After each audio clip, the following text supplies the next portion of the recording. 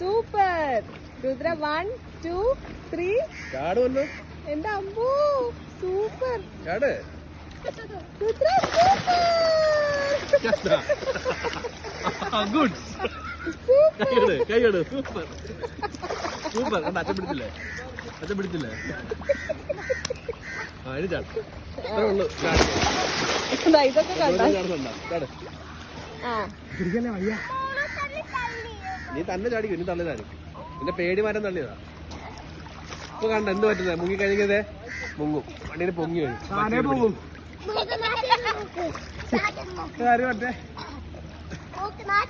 ചാടിക്കാ വന്ന്. അവിടെ പാർട്ടിക്കൽസ് ഉണ്ട്.